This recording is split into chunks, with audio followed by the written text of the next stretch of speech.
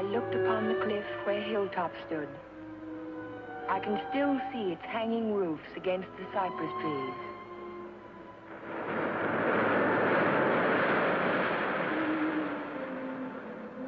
But Hilltop is no more.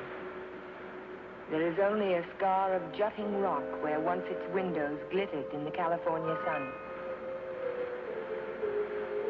My Aunt Amelia's house still stands next door. I was a welcome guest within its walls, but to me it will always be a house of fear. I was afraid that Sunday morning in September. I was afraid before the doorbell rang.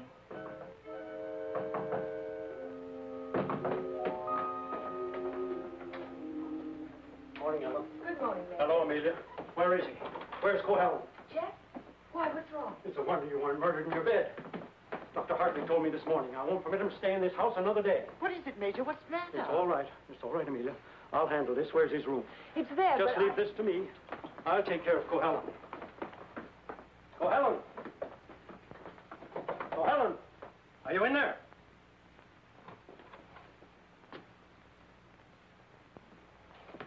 He's gone. He can't be. He said last night... Well, I mean, he must be around somewhere. I'll search the place from top to bottom. Would anyone mind telling me what all this excitement is about? You've been harboring a dangerous man. A man who is... Wouldn't it be fairer to Jeff if we waited until we find him and then he can speak for himself? Well, by all means, find him. But where? Well, supposing I look in the garage and see if his car's still there. Just what did Dr. Hartley tell you?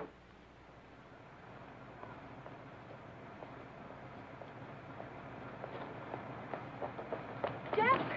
Jeff, are you in there? Jeff?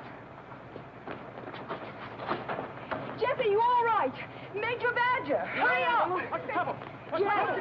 Jeff, I'm sitting in the motor. Oh, my.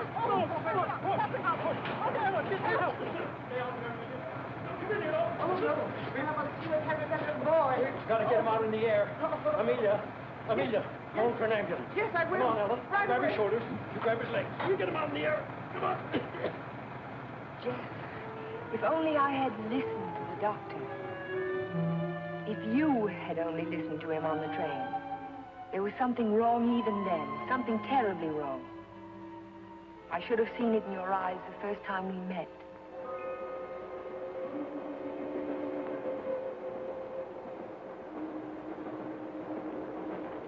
Well, hello, Jeff. Oh, hello, Doc. Patient in Los Angeles, or were you just doing the town? Oh, medical dinner at the Biltmore last night. What have you been up to? I spent a couple of days at the General Hospital. Those dizzy spells again? Nothing serious, I hope. When I need a doctor, I'll come to see you. I was getting some technical stuff for the Veterans Hospital I'm working on. Didn't I hear somewhere that Ben Shepard donated the land for it? That's right. Join me in a cup of coffee? No, thanks. I've just had breakfast. I'll see you later then. Oh, Jeff, Yes? I don't like those recurring periods of depression of yours. Why don't you come in and let me give you a checkup? One of these days.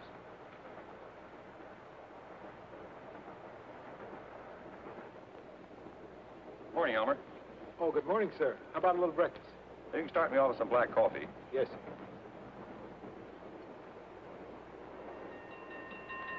May I?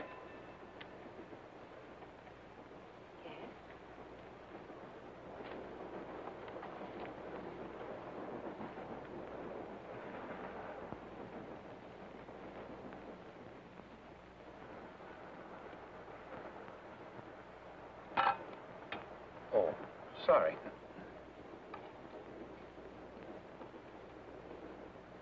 Go ahead, throw it.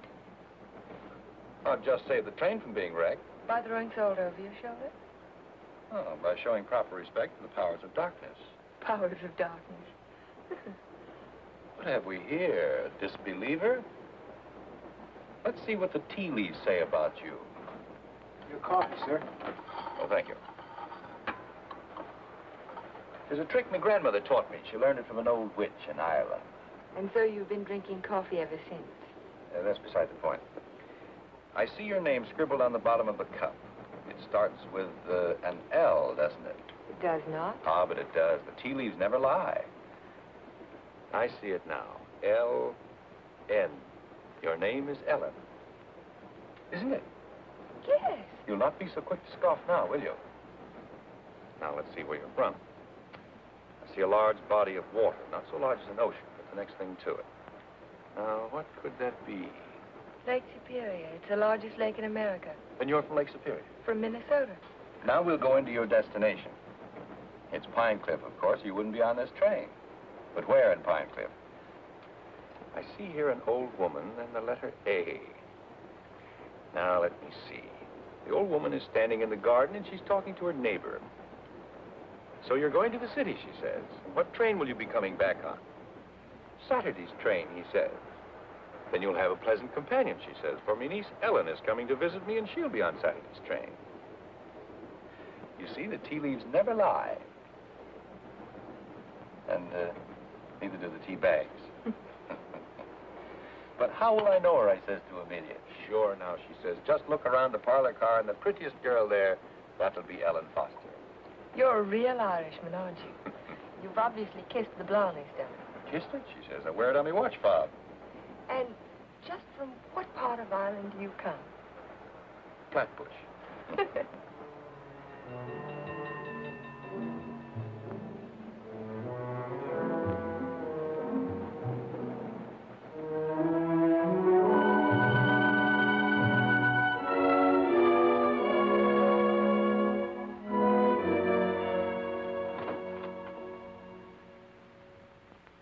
Good morning, Sue. Good morning, Mr. Cohalan. Mr. Shepard here yet? Well, he's in his office. Thank you. I think this would be an ideal site for the beach club, don't you, Keith? Yeah, it certainly would, Ben. Mm-hmm. Busy, Ben? Oh, come right in, Jeff. Well, we bring the road in here and divide this section into 2-acre lots. And hold out this area for the golf course. Hi. How are you, Ben? Hello, Jeff. How was the trip? Fine, thank you. I bought you a little present while I was in Los Angeles. Found it in an antique shop. Hi, Jeff. Paris. It's a map of an old Spanish land grant. Say, that is an antique. Here's the Ibarra territory. My grandmother's grandfather, he lived right there. That was before California was a state, wasn't it, Ben? It certainly was. I keep forgetting how long your family's lived here. Only since 1820. Really? Come in. Pardon me, Mr. Shepard. What is it, Mac? Well, Sue told me you were in here. Did you take any blueprints with you when you went down to the city? No, why? Why, the rear elevations are missing. They can't be. I put them in a file Thursday. Well, they're not there now. Well, there must be. Come on, I'll help you look for them. See you later, Ben. Thanks for the map, Jeff. Glad you like it. Jeff seems to be getting awfully absent-minded lately, doesn't he? The boy works too hard. Maybe so, but... Say, that's quite a map, isn't it? Oh, it's a beauty. Look, here's our beach. That's the old Spanish name for it, Costa del Rey, the coast of kings.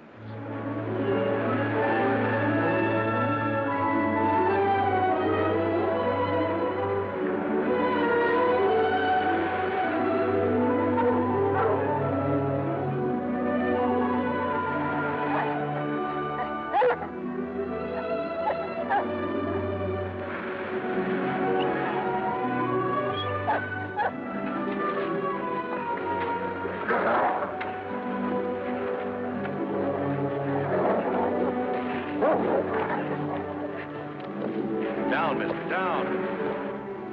Don't be afraid of him. He won't hurt you. Well, I hope he didn't tear your coat. oh, no, it's all right. I don't know what got into him. He never barks at people. He seemed to think I was an intruder. Oh, yes. Of course, that must be it. Is this a private beach? Oh, no. It's just that there was someone who used to sun here beside this rock. Well, I'll forgive him this time. I must say you own a very particular dog. I don't own him exactly. They own me. Shamrock and Mr. O'Grady. Mr. O'Grady? Isn't that an odd name for a German Shepherd? Well, it's Herr von Gradenstein on his papers. I translate it. Well, I guess I ought to go home. I'll walk along with you.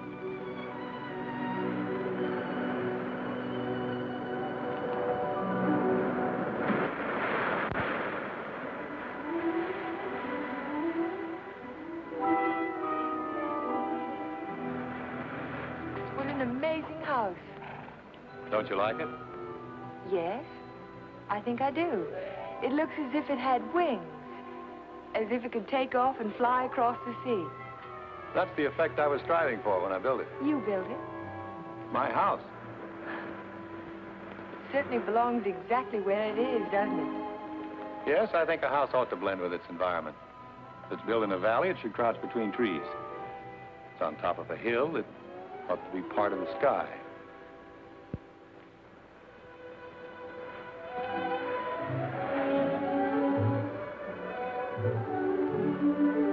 As soon as I put Shamrock up, I'll walk the rest of the way with you. It's nice of you to insist. Isn't it? I'm beginning to like your house more and more. You can't take it all in at the first glance, can you? No, it's like some people that way, I guess. You have to know them a while. Like you, for instance? Yes, I suppose that's true of me, too. We don't have houses like that in Minnesota. Do you mind if I take a closer look at it? I thought you said you were late. Oh, another 10 minutes won't matter.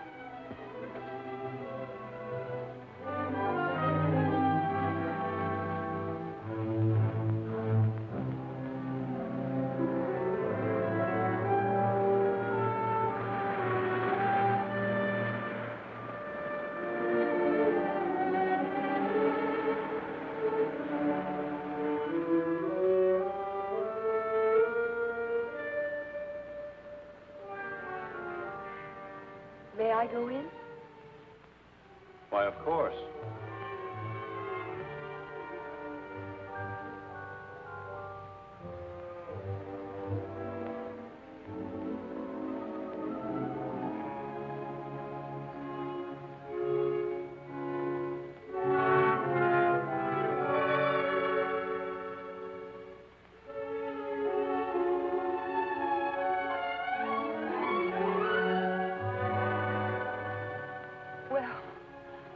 I just don't know what to say.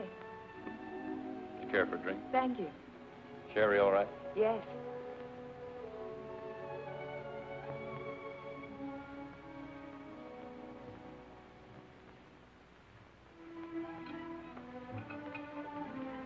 What an unusual picture. It's by Del Lopez, the Mexican modernist. Thank you. What's it called? Doesn't have a name. What does it suggest to you? Well, it's not real, but then it's not real either. It might be a garden in a dream. Might be. Or he dreamed of the girl who belonged in the garden. That's pretty good. And then she became more important than the garden, and perhaps that's why she's out of proportion. Perhaps she did.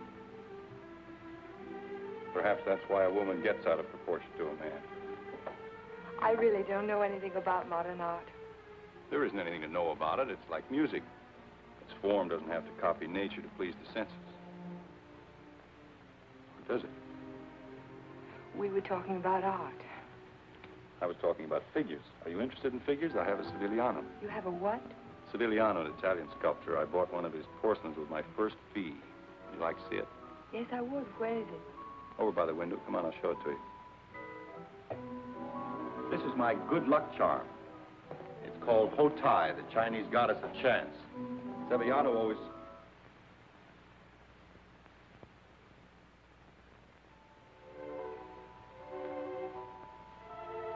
Oh, Jeff, I'm terribly sorry.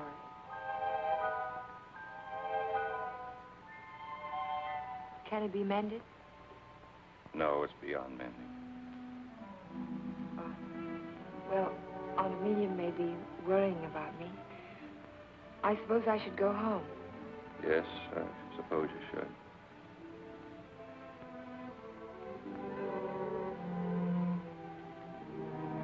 Goodbye.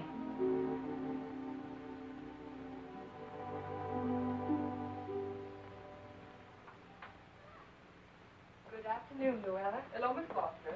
Is Aunt Amelia at home? I didn't see her go out. Ellen. Oh, hello, Aunt Amelia. Were you afraid I was lost? No, I was sure you could take care of yourself.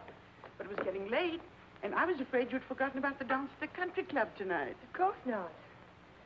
I just ran into Mr. Cohalan on the beach, and I stopped by his house for a glass of sherry. You were inside Hilltop? Why, yes. You don't disapprove, do you? After all, I'm a little old to need a chaperone. But no one's ever been inside Hilltop before, No one. except Jeff. It's funny. He built it for his bride.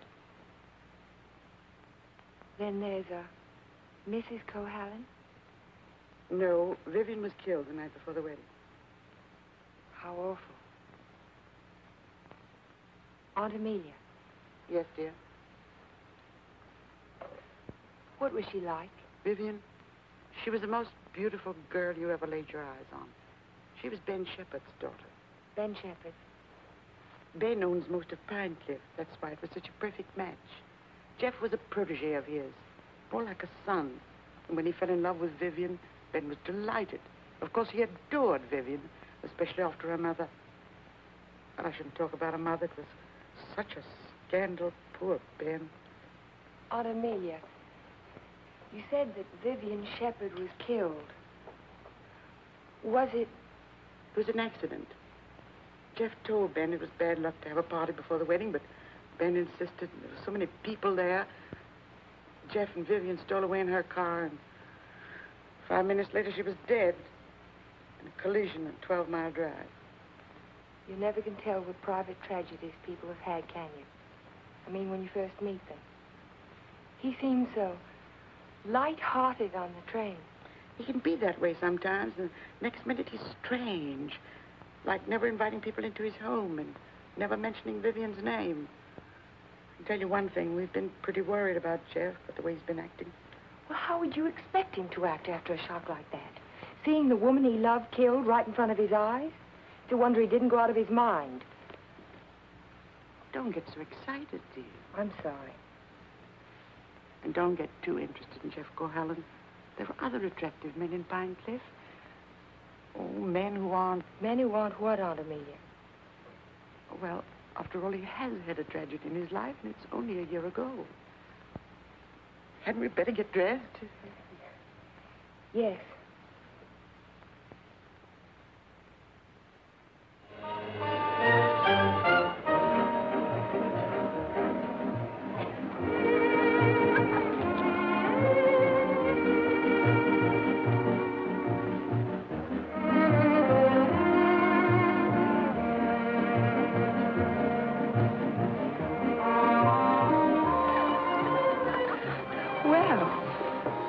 Taking a look at a great big California mall, huh?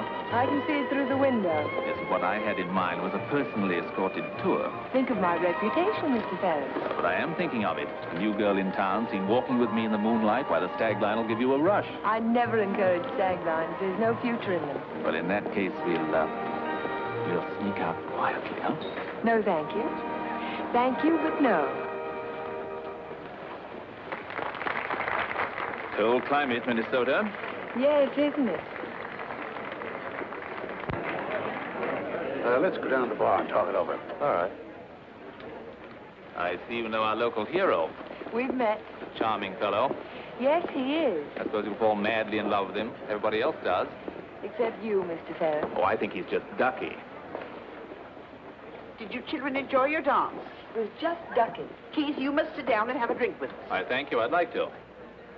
Hello, Amelia. Hello, hello. Welcome home, Dodo. Thank you. Good evening, Major. This is my niece, Ellen Foster. This is Miss Ferris, dear. How do you do? How do you do? And Dr. Hartley. Why, yes, we met on the train. My name is Ferris, too. You, I know. A bulls, Major. Now, you two stay right here and don't you move till we get back.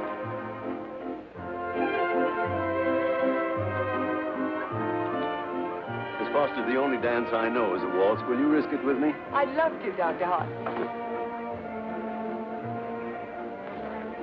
And how were things at the separation center? Did you have a good time? Reno was delightful. I received my discharge papers yesterday. You'll get your copy in the mail. Oh, that calls for a celebration, doesn't it? It certainly does. In that case, I'll take you down to the bar and buy you a drink. Oh, really? Oh, come now. We're civilized people, aren't we? Well, I guess it can't do any harm. You know, I think it ought to be a lot of fun, now that we're not married anymore.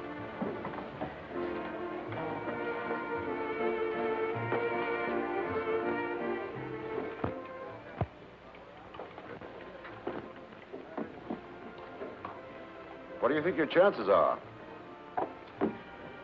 Ben, I built more hospitals in the South Pacific in 1 year than the average architect will see in a lifetime. The only competition I'm worried about is Talbot and Talbot. Huh? Not that I can't compete with them professionally, but they seem to know how to play the political side of it. Well, that won't count here. I hope not. Anyhow, I'm indebted to you for a crack at it. I merely suggested that they invite a local architect to submit plans. Jeff, you're looking pretty seedy. Sure you haven't been working too hard? Well, it's been a pretty hectic week, Ben, but we finished up tonight. Plans are all wrapped and ready for mailing in the morning.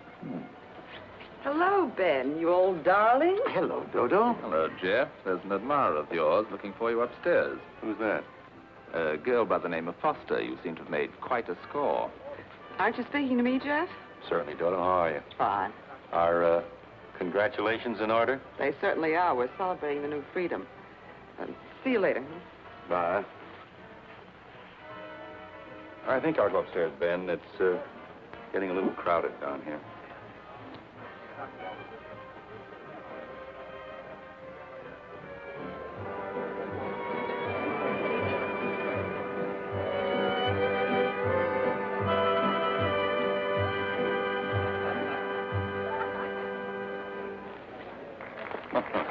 Too long? I'm completely exhausted.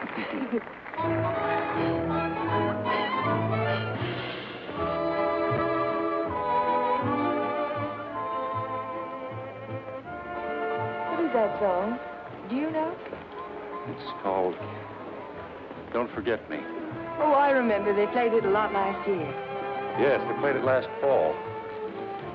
Is something the matter? No, I didn't eat my dinner. I guess you shouldn't drink on an empty stomach. Excuse me.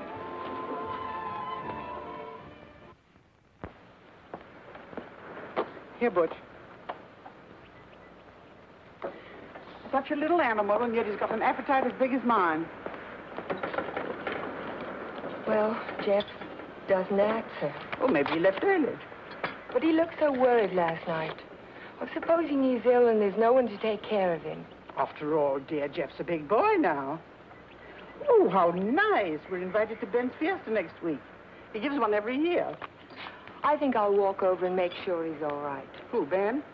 Oh, you mean Jeff?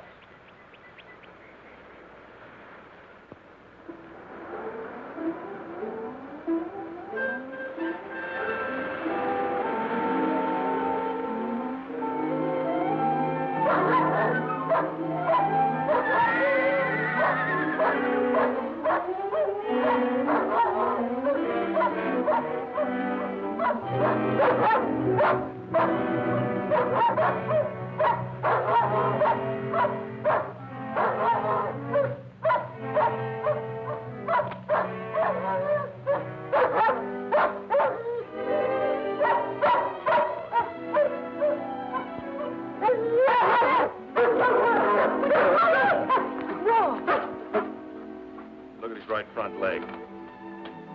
It's shattered. Oh, Shamrock. I hate to have to destroy him. How did it happen? I don't know. I don't know how it could have happened. You better wait for me outside.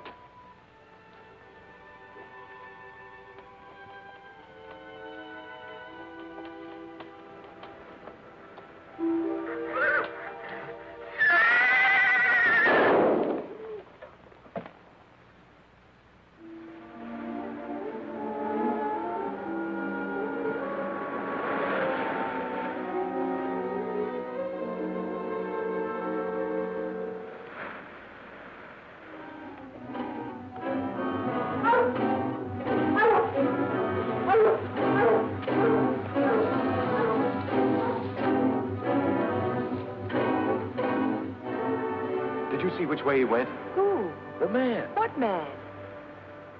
He was hiding in the bushes. Didn't you see him? No. I only saw some branches move, that's all.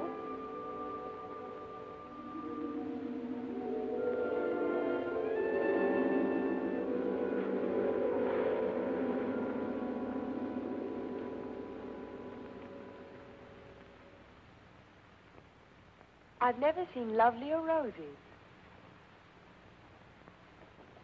What are they called? Matador, I believe. They grow on the bush out on the terrace. Matador?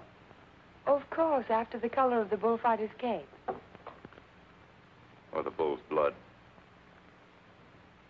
Jeff, I'm so sorry about Shamrock.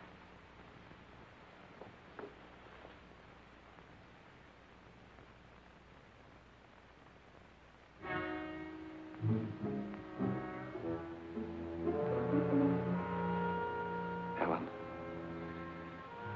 you better go now. You're not safe with me. Do you understand? Suppose I don't want to be safe. Please go now. I'll call you later. All right, Jeff.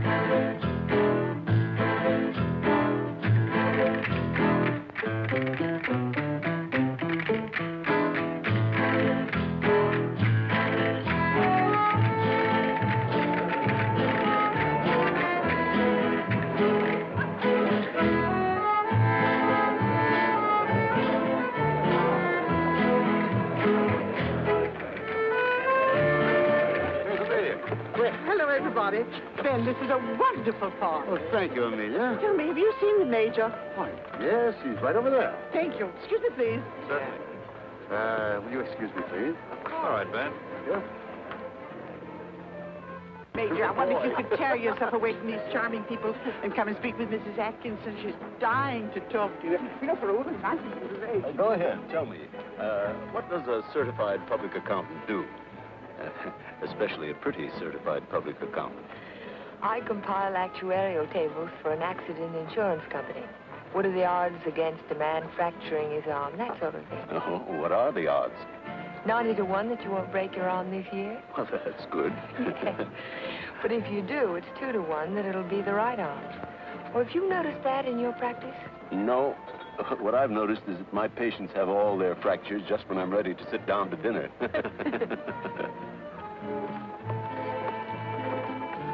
Say, you. Come here a minute. I want to talk to you. Si, senor. Didn't I see you around my place last week? Me? Me, no, senor. I'm sure I saw you hanging around my stable. Me? No, senor. Some other fellow, but not me. Just a minute. All right, go ahead. Well, I wonder what that was all about.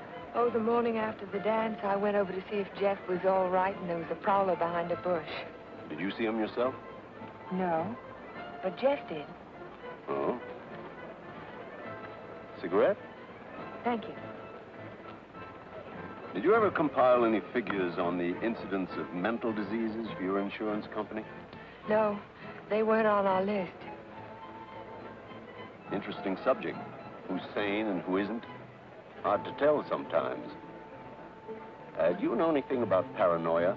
It's a form of hallucination, isn't it? Delusions of persecution.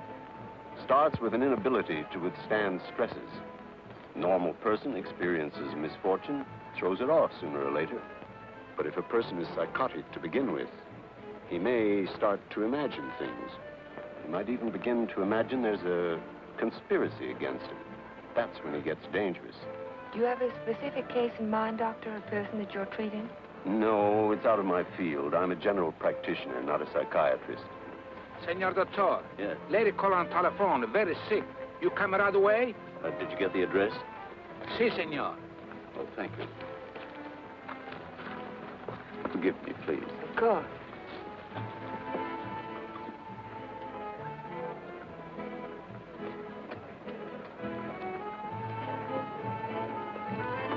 Are you sure, Jeff? Ben, I'm positive it was the same man. Well, I'll talk to him if you want me to, but you know how it is with those fellows. They all look alike if you don't know them. Maybe you're right, Ben. So the guy gets up and he says, Keith, you take a powder. Well, the guy was bigger than I am. What could I do? The same thing happened to me, only he wasn't so tall. Oh, I remember all too well. Remember that evening? Excuse me, honey. I'll be back in a while. Certainly. Because the rest of the committee feel that a local architect should have the job. Ben, may I see you a moment? Surely. Excuse me, Jeff. Certainly.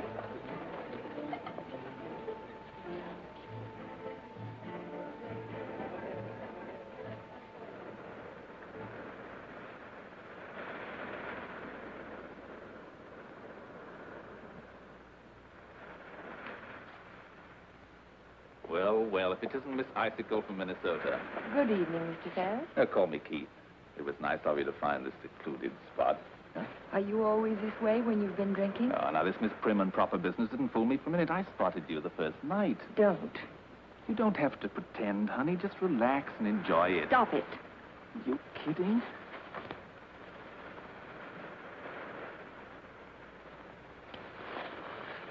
Jeff. Hello, Galahad. Been playing Peeping Tom? Get out. Don't be ridiculous. As I was Would you saying, mind honey, leaving us alone? Jeff, please I'd like to don't. have a few words with him. Privately. If I ever catch you around Ellen again, I'll run you on a pine cliff. Galahad, you frightened me. I'm warning you, I mean it. Keep away from her. I know too much about you. So what? You'll never open your mouth. That's the beauty of it. It's your story, and you're stuck with it. I don't have to open my mouth. I can close yours. What are you two boys arguing about? What does anybody ever argue about? Politics. Oh, politics. Keith, will you do me a favor? Dr. Hartley had to leave on an emergency call. Will you see that Dodo gets home? She has a little headache. Well, I'd be glad to. Ben, don't you think maybe I'd better? Look, I pay her alimony. I'll take her home.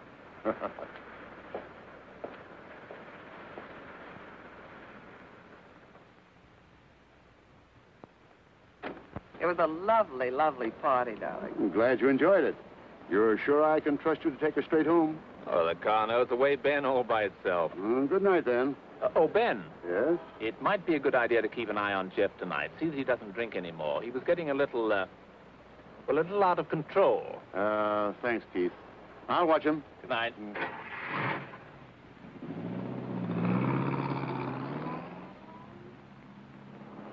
Still cutting the lad's throat, I see.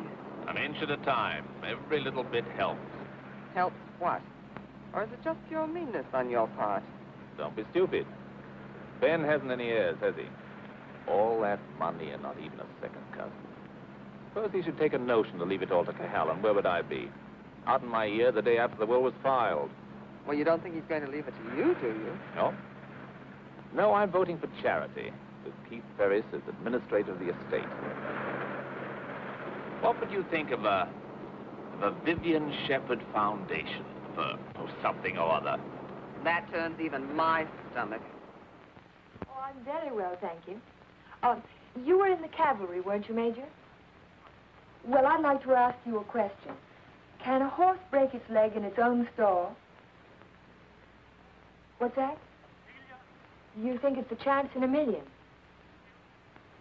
No, I was just computing the odds on an accident that happened last week. Well, thank you very much for the information, Major. Good night.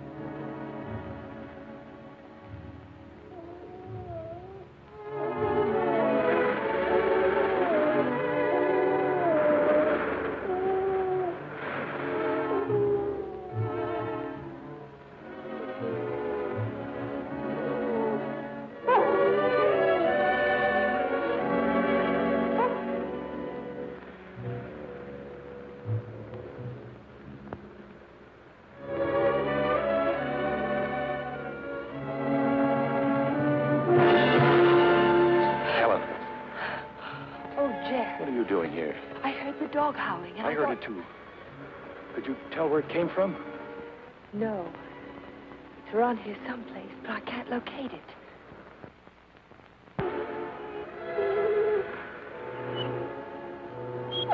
Jeff, listen.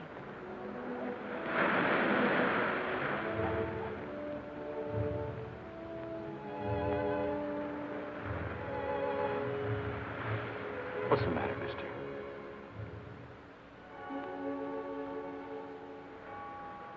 He's gone. Oh, Jeff.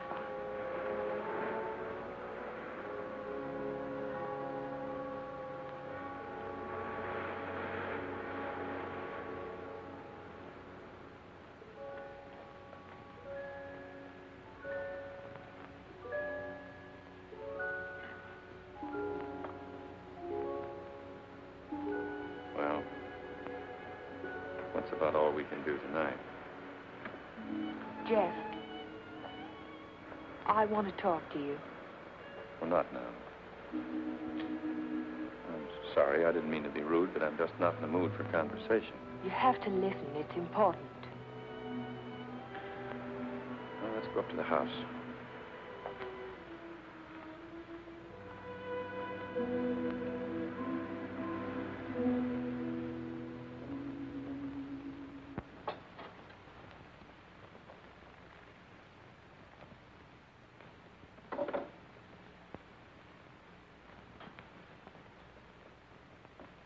All right, let's have it.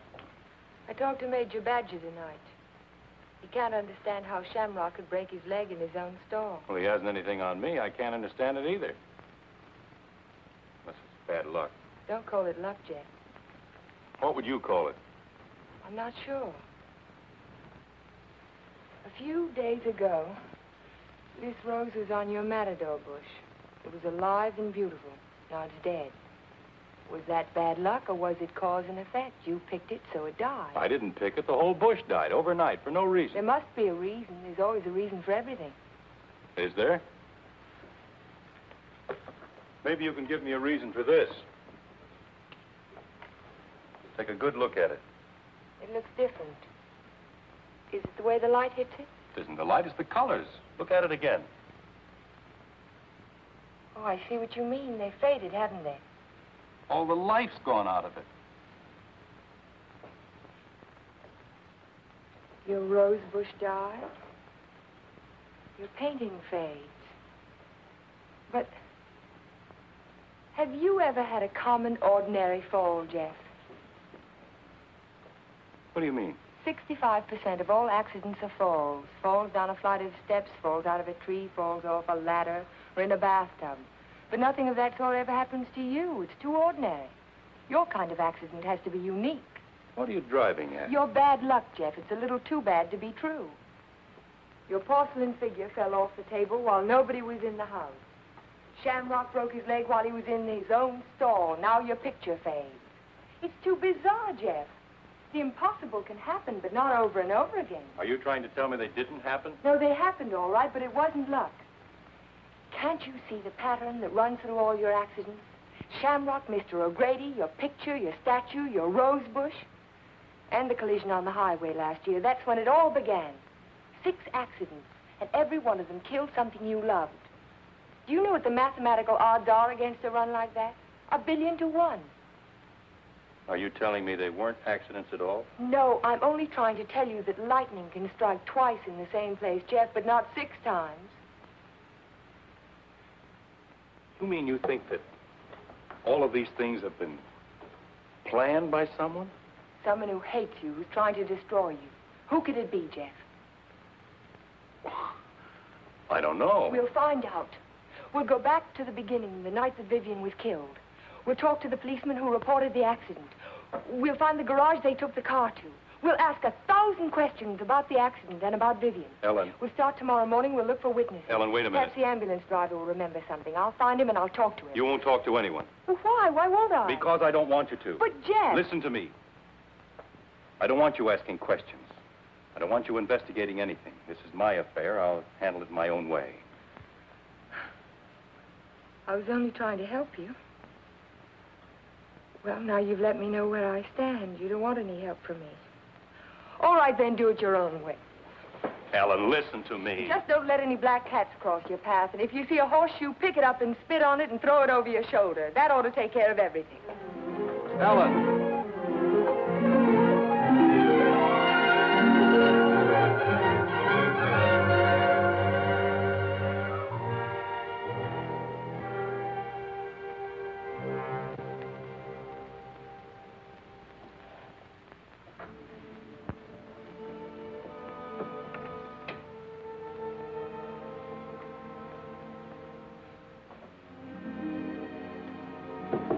Come in. Hello, Aunt Amelia. You didn't tell me good night, dear. I'm sorry. Is anything wrong? No, there isn't anything wrong. There isn't anything right either. I saw you come home. You were at Jeff's again, weren't you? Yes. I don't want you to think I'm an old busybody, but I'm all the family that you have, and it would help you to talk to someone. What is there to talk about? He doesn't love me. He never will.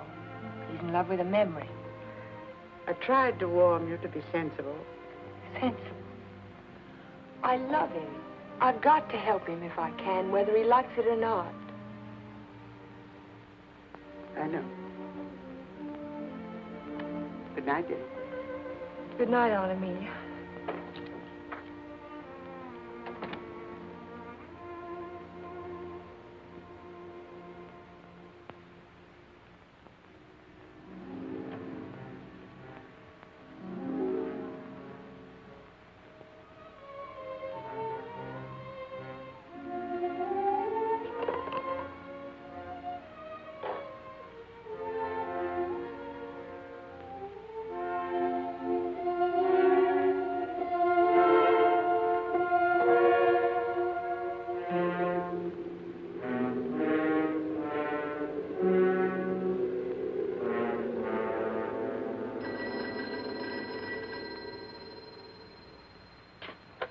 Hello? Hello, Jeff. Oh, yes, Ellen.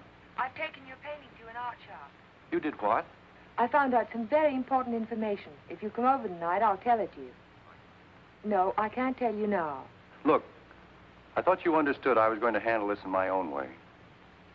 Don't argue, Jeff. Just come on over. Goodbye. Well, what do you think? It's hard to understand why it's faded. The artist didn't use pen colors, he didn't even use tempera. There must be a reason. I would say this was painted with London watercolor. That's the best you can get. Nothing fades them except continuous exposure to strong sunlight for at least a month. That's impossible. I can't imagine what caused it. Well, I tell you what I can do. I can talk to a couple of artists I know. They might have an idea. I think my best bet is to go and see Trilfield. He's a watercolor man. He's one of the best. He ought to know everything about it. I think I'll catch him tomorrow morning. You know Trilfield, the naturalist. He paints the dogs and horses and cows. My wife, he made a beautiful Thank you painting. very much. I'm sorry to have troubled you. Oh, no trouble at all. Oh, Miss Foster. Yes? I just remembered something. Years ago, I framed some pictures for a painter by the name of Torres, Vicente Torres. One of the paintings was an old lady playing the guitar. It was a watercolor. And it faded? The man who bought the picture took sun lamp treatments that winter, and he took it on a couch right under the painting, and he was mystified why the color faded. So Vicente found out that the rays from the sun lamp broke down the pigment. Can you remember the name of the man who owned that picture? I don't think I ever knew. It was some local man. What about the artist? Is he still in Pine Cliff? Torres? He died 5 years ago. Oh. Thank you again.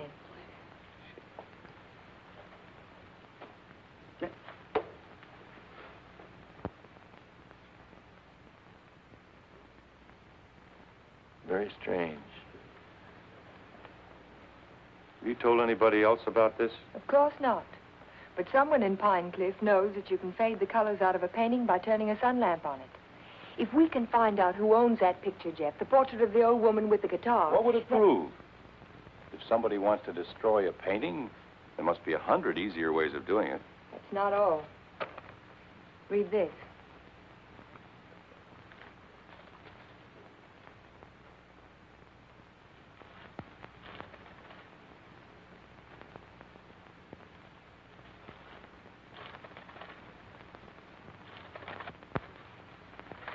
Arsenic?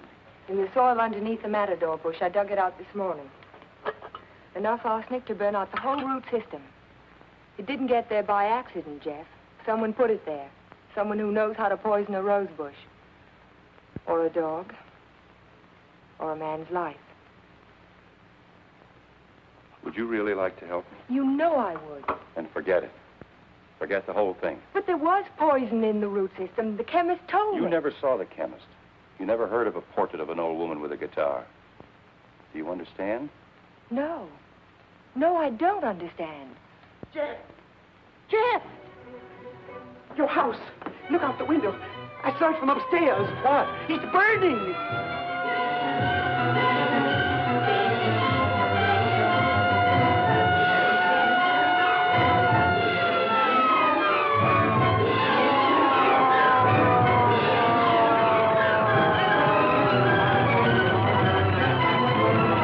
Sorry, we won't be able to save much, Mr. Cohalan. The fire's got too big a stern. Everybody stand back. Out of the way, please.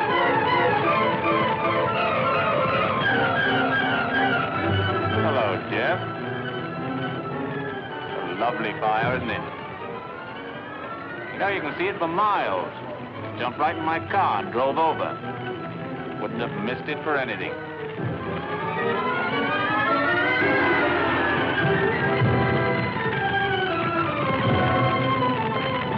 I'm so sorry, Jeff.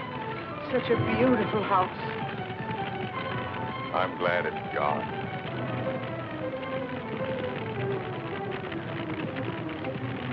Be sure to tell Jeff that he's welcome to come and stay with us as long as he likes.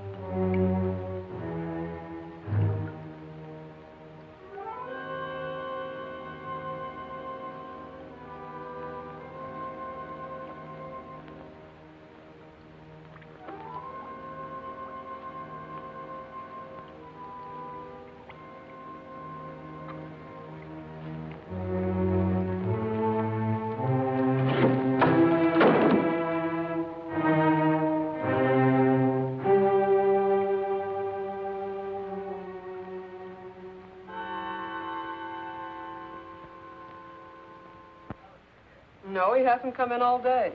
Tried to locate him at Mr. Foster? Yes, I did, but he left the house early this morning. Well, wait a second. Here he is now. Good, good. Have him come right in. Mr. Shepard wants to see you. So I hear. He'll be right in. Thank you. He's here now, Stacy. Hello, Ben. I didn't mean to keep you waiting. It's quite all right, Jeff. I'm terribly sorry about what happened last night. I know you are, thanks. I wouldn't bother you about anything today ordinarily, but Mr. Rogers here just came to town. Stacy Rogers, chairman of the hospital committee. Oh, of course. How are you, sir? Glad to know you. This is the Jeff Cohalan I recommended to you. Yes, we examined your plans last night, Mr. Cohalan. Good, clean, modern lines. Thank you. I'm sorry we couldn't give you the job. You couldn't, what? I was just about to tell you, Ben. We decided on Talbot and Talbot. You did? This is a surprise, Stacy. Which was it, Mr. Rogers? Politics or stupidity? I beg your pardon. If they'd given it to Magruder or Chesney and Pike, I wouldn't have said a word because I know the boys would have gotten a good, modern hospital. But Talbot and Talbot haven't had a new idea since Burnham did the Flatiron Building. Oh, now, take it easy, Jeff. Oh, they're not architects. They're political finaglers. Maybe you can tell me just one detail in their plan that was an improvement over mine. Name just one. Young man, your attitude doesn't deserve a reply. But since you're a friend of Mr. Shepard's, I will say to you that no member of the board, myself included, could understand how a reputable architect would submit his design for an important building with no interior detail whatsoever. No detail? There were 17 blueprints of the interior, right down to the placement of the operating tables and surgery. You may have drawn them, young man, but you didn't send them to us. There were no interior details? None at all. Could they have been misplaced somewhere in your office? Not possibly. The sealed packages were opened in the presence of the entire board. Maybe you misplaced them, Jeff. You know how absent-minded you've been. Suppose you can find the duplicates. Would the board be willing to reconsider? That's impossible. The contract has already been awarded.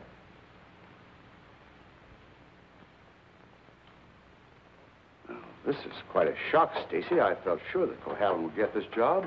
Oh, I'm sorry, Ben, but you understand my position. Jeff, you weren't going home without me, were you? Without you? You told me to drop in at 5:30 and you'd drive me home. Do you remember? I'm not going home now. Oh, is anything wrong? Everything's wrong. Come on, let's get out of here.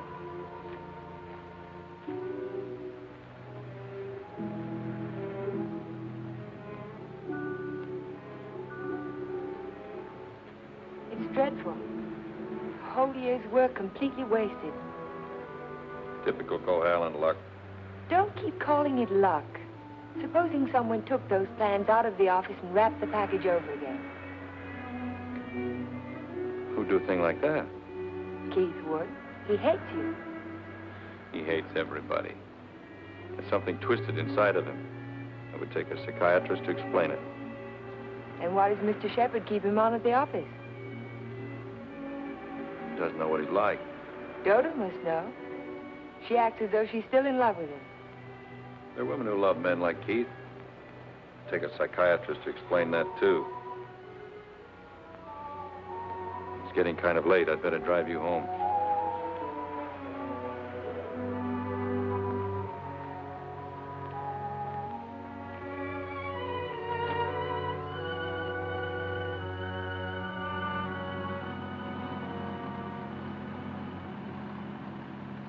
Isn't this near where...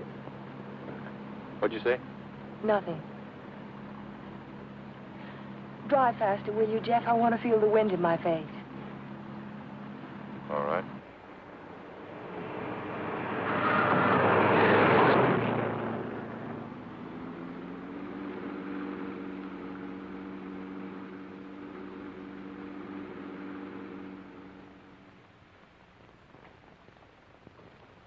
Here you are, Miss Foster.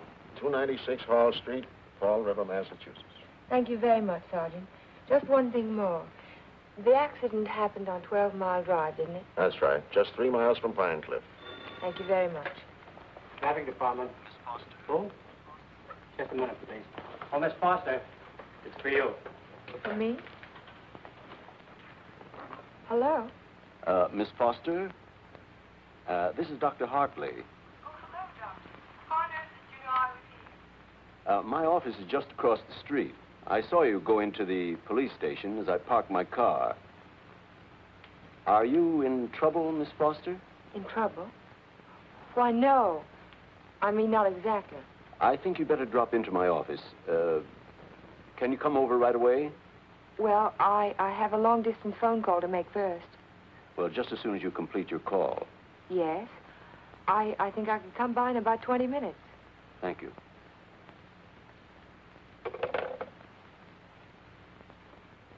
Thank you, Sergeant. That's all right. Miss Foster. Hello, Dr. Hartley. Come in. Come in. I was startled when you telephoned me at the police station. Well, I'm very glad I spotted you when I did. Why did you ask me if I was in trouble? Well, the fact is, I'm in rather an awkward position. But your aunt is getting along in years, and I didn't want to disturb her unduly, so I thought it best to discuss this matter with you. Sit down, sit down. Thank you. Yes, Doctor? Since I'm your aunt's physician, I feel it's my duty to inform you that she isn't safe. That neither one of you is safe, for that matter. So I wanted to get your permission to speak to your house guest. To ask him to move to a hotel. But I don't understand. What has that to do with my aunt's safety? Yes, I was afraid you'd ask me that. The fact is, you're forcing me to take an unethical action. The man isn't my patient, and even if he were... Whatever it is you're trying to say, Doctor, why don't you just go ahead and say it? Yes, you're quite correct. I'll come to the point. Let me say that I believe your house guest, Mr. Cohalan, is definitely paranoiac. He seems to have all the obvious symptoms of delusions of persecution. If that's true, then you and your aunt are in a hazardous position. Two helpless women in the same house with a man who may become dangerous at any moment. We can't allow it. May I ask you a question, Doctor? Certainly. You speak of delusions of persecution, but... Oh, a delusion is imaginary, a thing that never happened. That's right. But Jeff's dog was poisoned. His house was burned down. That was no delusion. I saw it myself. Did you see the gasoline can? Gasoline can? The gasoline can the police found in the ruins of Hilltop. It was an unusual type of container. Only one store in Pine Cliff sells them. And that store sold such a can to Jeff last Monday. How do you know? The chief of police told me so this morning. But I don't see how. And that isn't all. The body of the dog was disinterred. He died of arsenic poisoning. 2 days after his master brought a package of weed out. Are you trying to tell me that Jeff burned down his own house, that he poisoned his own dog? That's impossible. No man in his right mind... Exactly. No man in his right mind. But why? Why would he do a thing like that? Listen. Listen to this.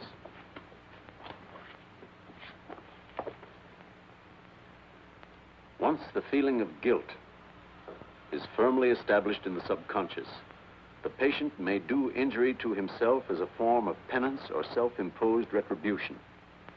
Such actions may be taken without conscious volition and will often disappear entirely from the memory stream, so that the patient is later unaware that his injuries were self-inflicted.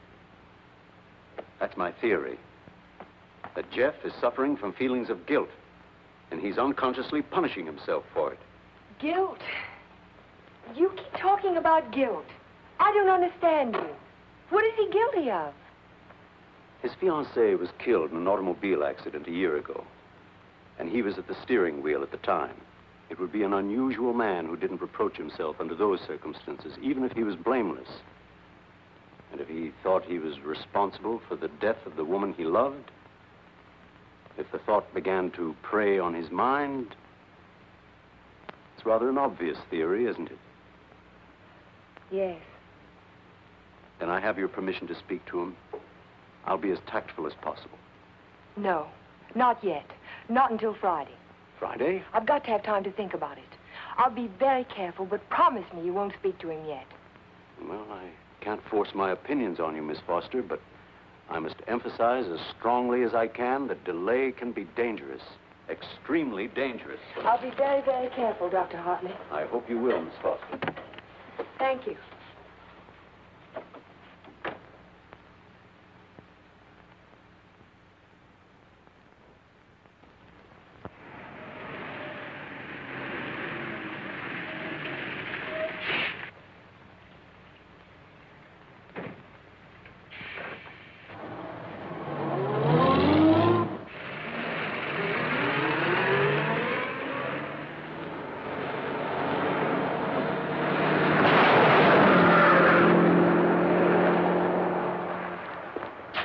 That man must be crazy.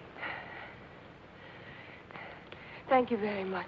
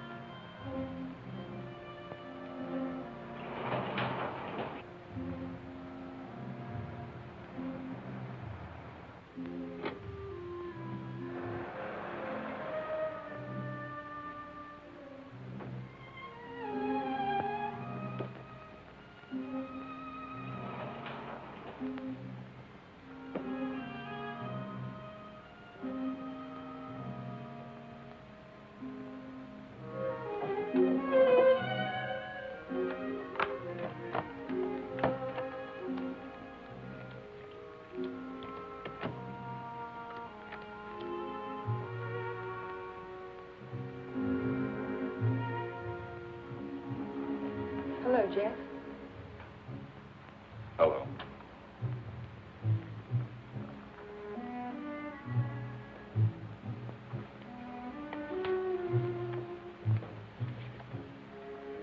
Jack of spades. Is that bad luck?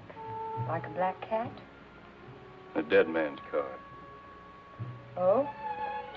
Is there a card for a dead woman? The queen of spades. I almost drew it this afternoon. Oh, what happened? Oh, I just gotten off the bus and was waiting to cross the street, and a car nearly ran me down. It almost seemed to be trying to. Did you see the driver? No. I was too busy trying to get out of the way. What kind of a car was it? A green convertible. Like yours. Except the top was up. You've got to get out of here, Ellen. You've got to get out of Pine Cliff right away. Why, Jack? Because something else is going to happen. I can feel it. It might happen to you. I'm not going to leave, not now. I'm warning you, Ellen. It's no use, I'm not going. You're asking for trouble. Am I? Then I'll really ask for it. Watch yourself closely. Watch yourself every minute. Don't trust anybody. Not even you? Not even me. Well, I think I'll go to bed now. Major Badger said he'd come by in the morning and take us to church.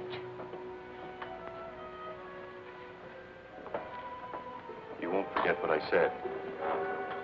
You'll be careful. I'll be careful.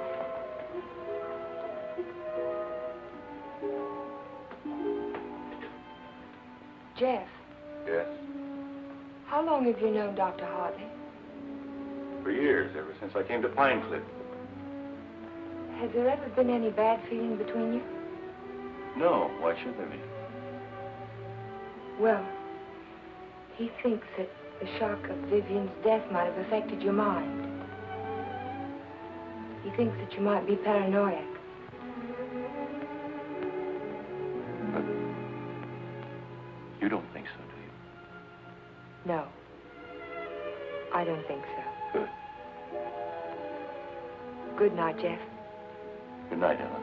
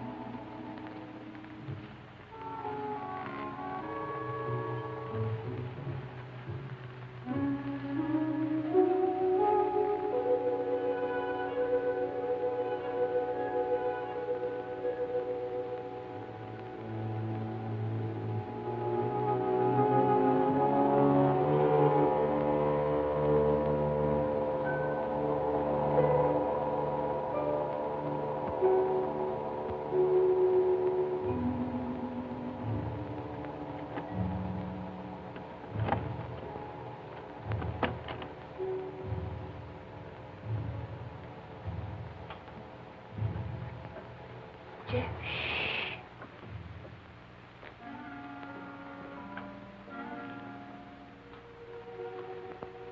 I had to see you again. I wanted you to have this. Don't be afraid to use it if you have to. I want you to wait for me tomorrow morning. Tomorrow morning? You mustn't leave the house. You mustn't leave the house without me. Promise you won't. All right, Jeff. I promise. You won't forget when Major Badger arrives? No, I won't forget. Good girl. Good night.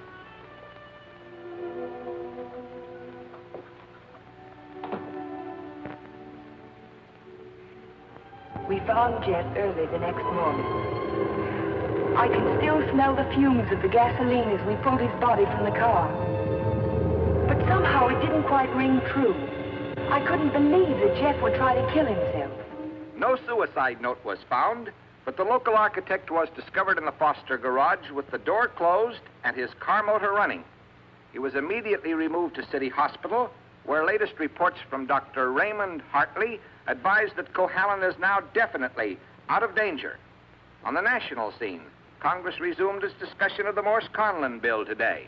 Labor spokesmen have announced that they will request an amendment guaranteeing... I'd like some more coffee, nurse. With cream and sugar? How did you get by the no visitors sign? I walked right straight past it to ask you a question. Oh, you did? Well, suppose you walked right straight past it again, going the other way. Not till you've answered my question. Would you rather I rang for a nurse? Oh, you weren't that way on Saturday night when you needed me. I made you a promise then, and I kept it. Now I think you owe me the answer to one question. Just one. Well, I won't ask you why you came to my room that night. I know the answer to that one. Oh, you do? Certainly. You wanted to make sure that I'd find you on Sunday morning before the motor ran too long. You probably didn't start it until after the major rang the doorbell. You don't miss much, do you? You counted on that, too. You knew that when we couldn't find you in your room, I'd think of looking in the garage, no thank you, to see if your car was still there. You have all the answers, haven't you? All except one. Why did you fill those buckets with gasoline? Fill the buckets? Oh, you saw that, too? Yes. I wasn't filling buckets. I was draining the gas tank. So if you didn't show up in time, the motor would stop running as soon as the gas in the carburetor was gone. But why? Why did you do it? You had your question. Don't be technical. Why did you pretend to commit suicide? When that car almost ran you down Saturday morning, you don't think that was an accident, do you? I couldn't get you to leave town, so I had to give him a different target. Different target? Me. A man doesn't kill my rose bush and my horse and my dog and then stop there. He must want to kill me. I can't wait any longer, not while strange automobiles are trying to run you down on the highway. I've got to force his hand now. I want him to think that it's safe to take a shot at me. Don't you understand? Not quite. I've tried to commit suicide, haven't I? It was on the radio. It says so right here. So what if somebody takes a shot at me now and leaves the gun in my hand? It's an open and shut case, isn't it? The police wouldn't even investigate. So he's free to kill me now if he can. Doesn't have to hit around the edges anymore. But keep away from me. Don't stand too close to the target. Is that why you wanted me to leave Pine Cliff? That's why I want you to go home now and stay there. Lock the doors from the inside. If you have any visitors, don't let Aunt Amelia out of your sight. Don't trust anyone. Where will you be if I want to find you? I don't know, but I have to get out of here. I can't wait for him to make the next move. I've got to get out and go after him. You say the exhibit was in 1939? The summer of 39. I ought to have that catalog somewhere.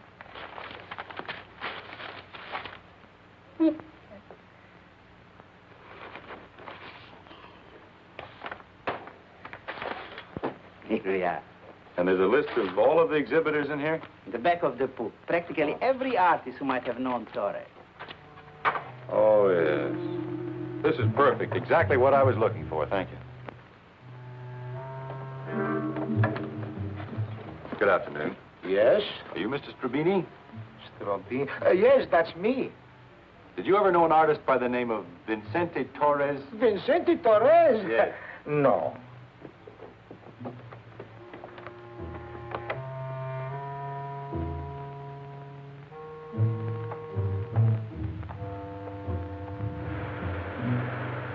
Vincente Torres? Certainly, I knew him well.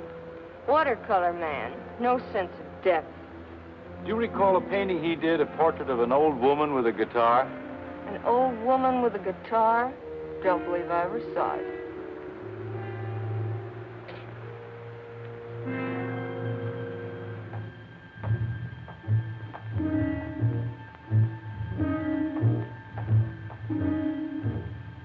The old woman with the guitar? Yes, I remember when Torres painted it. It was during his Renoir period. Do you remember who he sold it to? Didn't know he ever found the sucker. It was a piece of tripe. Well, thank you. Not at all.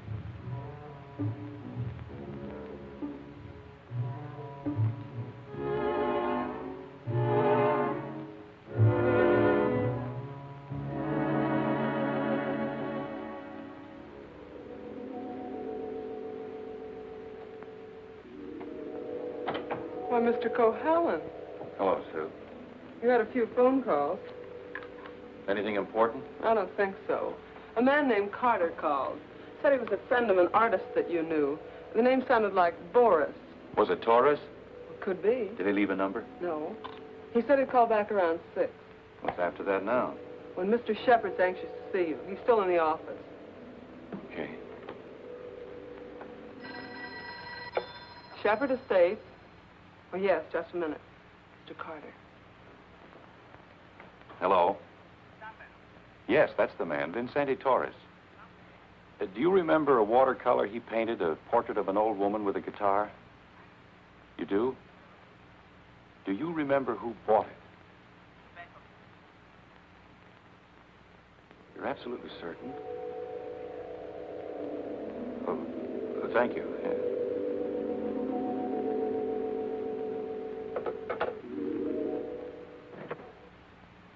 Oh, you're just the man I've been looking for. They wouldn't let me in the hospital, and you seem to have disappeared since you got out. Well, I had some important things to do, Ben. Well, anyhow, you're here now. That's the main thing. Of course, I know it was an accident, boy. You couldn't have done it deliberately. Couldn't I? Of course not. But just the same, you've been overworked lately. You're looking all fagged out. It's time you took a rest. Yes, I could use a rest. A nice long rest. It's just what I had in mind. As a matter of fact, I'm tired myself. That's why I'm thinking of taking a trip. See something of the world before I get too old. Sounds like a fine idea, Ben. It'd be a good idea for you, too, Jeff. Why don't you come along with me? The two of us could have a pleasant time together. Leave all our worries behind and take things easy for a while. What kind of a trip were you thinking of, Ben? Oh, I haven't made up my mind. Where would you like to go? Oh, an ocean voyage might be nice. If the ship had a low rail and a long drop to the water. Or Niagara Falls might be handy, or the top of the Empire State Building. Don't talk like that, Jeff. Don't even think of such things. I wasn't thinking of suicide, Ben. I don't expect to jump. I expect to be pushed. You're crazy, Jeff. You're talking like a paranoiac. Where did you get that word, Ben? Did you read it in a book, complete with all the symptoms? I'm only trying to help you, but if you're going to take this... Sit down, Ben. Sit down and listen. You had all the tools to work with, didn't you? Your ranch hands who think you're a king will do anything you tell them to. I was out your place yesterday, Ben, looking for Pedro. They told me he didn't work for you anymore. Hadn't since the day after my house burned down. You let him go, didn't you? After he'd done his job. I'm beginning to think the doctor's right. I'm beginning to believe you do have delusions of persecution. Paranoia, Ben. You learned the word. Use it. When did you first plant the idea in Hartley's mind? Did you say, I'm a little worried about Jeff, and tap your finger on your forehead? Jeff, I'm not going to talk to you any longer. You're not in your right. Not while you're in your present mood. I wouldn't do that if I were you. You haven't answered my questions, Ben. Are they too difficult? Let's see if you can answer an easy one. Whatever happened to that painting that used to hang in your living room, the portrait of an old woman with a guitar? Wasn't in the living room. It was in my study. Why? When did you get rid of it, Ben? After it faded? After you found out what a sun lamp can do to a watercolor? You want to know who put me on your trail? You did yourself. When you tried to convince me I couldn't trust my memory anymore. I hate to say this, Jeff, but you can't trust your mind anymore. Can't I? I made a written list the night I wrapped the hospital plans to make sure nothing was left out. And 17 blueprints were missing when the package was opened by the state board. No one could have tampered with that package but you. No one else knew it would be on my desk overnight. I didn't know anything. Yes, you did. I told you. At the country club. You wanted to destroy my faith in my work, didn't you? It was the only thing I had left. Oh, Jeff, this is ridiculous. That's what I thought at the beginning. But once I began to suspect you, it all fitted together. I even remembered that your foreman was in the store the day I bought the can of gasoline. That gave you an idea, didn't it? Yes. It gave me an idea. How do you like your own medicine? How do you like waking up every morning wishing you were dead? Then you don't deny it anymore. No. I'm glad you found out. Because you can't do anything about it. Go tell somebody I poisoned your dog. Go say I burned down your house. You know what they'll think, don't you? They'll think you're crazy. I don't care about the others. It's what you think that's important. You've been like a father to me, Ben. In a funny kind of way, you still are. What made you change? What made you start to hate me? Was it Vivian? You killed her. I did everything for you that one man can do for another. And how did you repay me? You murdered her. Not murder, Ben. Not murder. A drunken man at the wheel of an automobile. What is he if he isn't a murderer? Can't go in there. No, get out of the room. Can't go in there. No. Ellen, what are you... Jeff. Mr. Shepard, this is Mr. Nelson of Fall River, Massachusetts. Last year he was driving through California, and when he reached Pine Cliff, he had an accident on 12 Mile Drive. Is this the man who was driving the car in which the girl was killed? Well, you said not to say anything when you paid my damages. Go ahead, answer. No. No, it wasn't. It was that fellow back there.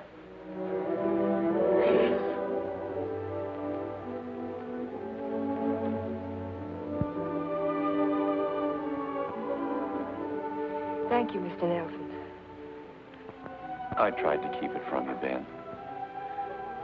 At the party you gave the night before Vivian and I were to be married, I don't know whether you remember or not, I said something to you about the room being a little stuffy. I wanted to go outside for some air. I was really looking for Vivian.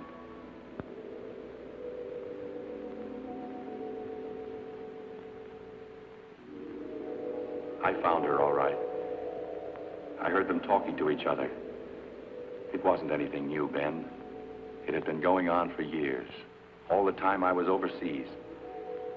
He was telling her why he'd never marry her. He couldn't. Dodo wouldn't give him a divorce. So she said, we'll run away without a divorce.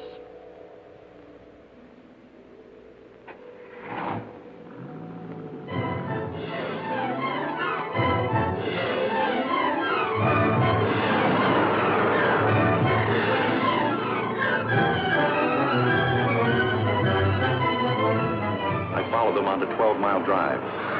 I didn't know where they were going, but I knew I had to stop them if I could. He was going as fast as the curving road would let him.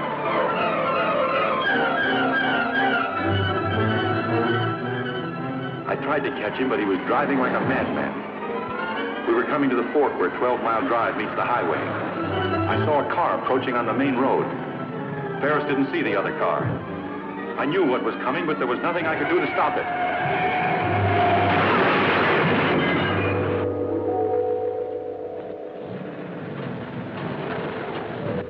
I jumped out of my car and ran toward the wreck.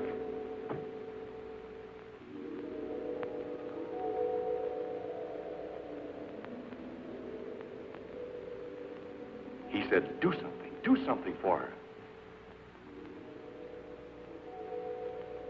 But there was nothing anyone could do for Vivian. There was only one thing left to do for anybody. I told him to take my car and get away from there.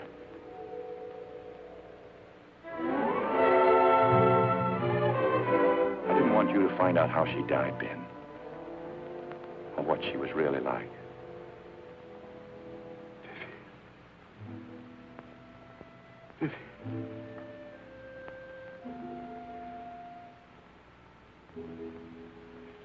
I'm sorry you had to know, Ben. Even now.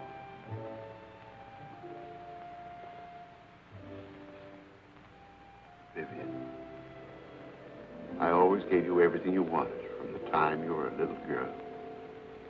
You were all I had after your mother ran away. She was no good. I never told you that, did I? Your mother was no good. Now you want to run away, too. You're just like her. The same bad blood.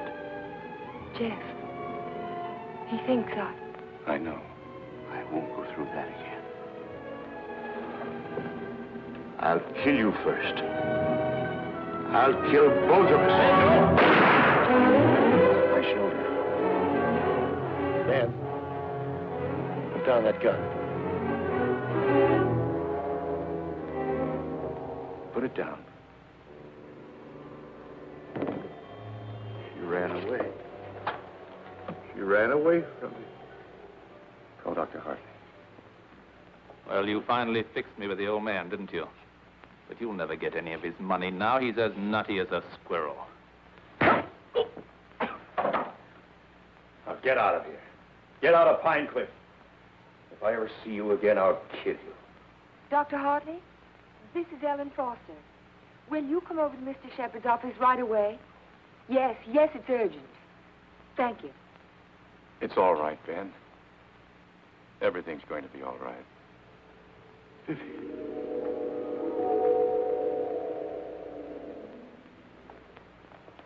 Well, Doctor, will he live? He's healing beautifully. No infection, no complications, simple perforation of the deltoid. And all the time I thought it was my shoulder. You won't need that thing anymore. Good. Yeah.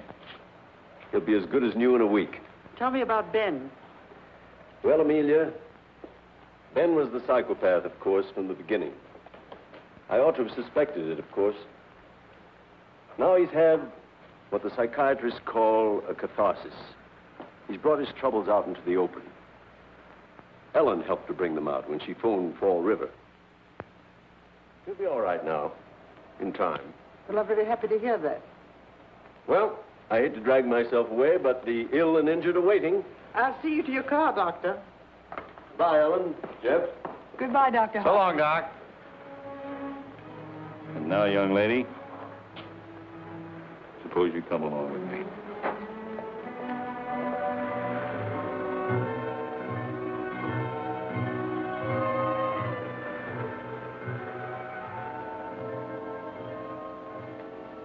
Ellen, Yes, Jeff? there's something I've been wanting to ask you. Yes, Jeff? How in the world did you ever find that fellow from Fall River? Oh, I found him in the traffic accident records at the police station. What made you think of him? The way you drove your car on 12 Mile Drive the other night. You could never have driven so recklessly with me if you'd been at the wheel when Vivian was killed. Not on the same road in the same place at the same time of night. You're pretty smart, aren't you? No. Yes, you are. You're very smart. No, I'm not. Oh, yes, you are. No, because I thought that you loved her. I thought you loved her all the time. I never really loved anyone. But you.